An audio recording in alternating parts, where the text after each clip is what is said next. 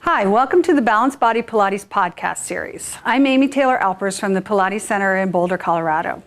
We're talking about breath during this whole series. We're talking about the importance of breath in the system and how the system is really very uniquely and specifically designed to enable the expansion and contraction of the breath. We're looking at organizing the structure in such a way that the breath mechanism is freed up and empowered, and also then enabled in the flow of all that oxygen through your whole body. So we're looking at the way the body is designed and the way it situates itself in the exercises to facilitate that idea.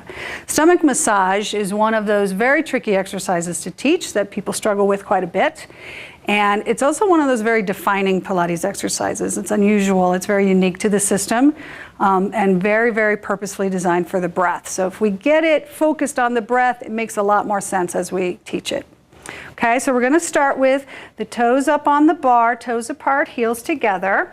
We have a similar foot position that we had for our footwork. The hands are holding the front edge, the elbows are wide, and I'm gonna have you bring your hips forward just another inch or so. We want to make sure that when she does the push, it goes right into the abdominals and begins to really open up the breath mechanism. So we're going to stretch out. Inhale, lower lift, and exhale, come back in. Inhale, lower lift, and feel as if it's the breath that takes you there more than your legs. So your breath fills, that's the way. Exhale, and then you can suspend for those 3 counts again. And then this moment here is so key. That's the moment where the exhale happens, and we really want the position and the springs to help with that. So I would probably even scoot you a little more forward. You want to feel like when you come in that the legs compress into your gut to help push air out. So you don't want to be sitting upright.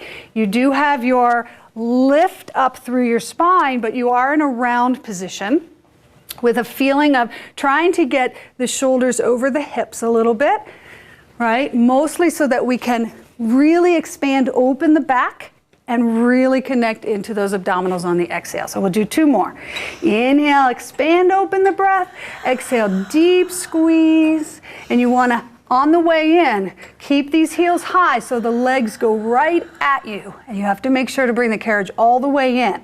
So if, for instance, Amy sits back a couple inches, so just move your hips back a little bit, and we do the exercise here, and she comes in, the spring never affects her breath, right? And she mostly ends up just doing the exercise with her quads. So we need to get her as far forward as we possibly can.